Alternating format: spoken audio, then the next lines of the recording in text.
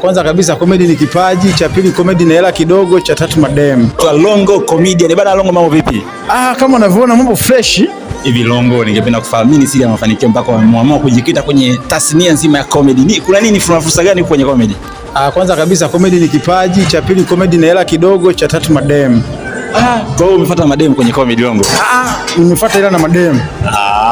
Sawa. Longo, ningependa kufahamu hivi ni kwa nini kwa kiasi kikubwa sana umependa kujikita katika content za kuhamasisha watu kujichua na nini? Vipi, una lengo gani la kuhamasisha wao wapige? Hamna, mada ni hiyo, lakini vitu vilivyopo pale sio hivyo, ndio maana watu wanacheka, sio hivyo ya. Ndio maana ukiangalia ile content master pia wana comment, yani kwa akili ya kawaida kwenye show. Hauwezi ukafanya ile kitu kwa kutumia msasa, hauwezi kutumia exposure, hauwezi kutumia je. Kwa hiyo ile ni content, lakini ndani yake unaweka ucheshi.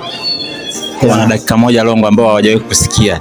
Wapi ukaleka intro kidogo huko. Maliza kabisa. Walete kati ting tang ting tong. Maisha ni ya listi. Waje listi wacheke listi.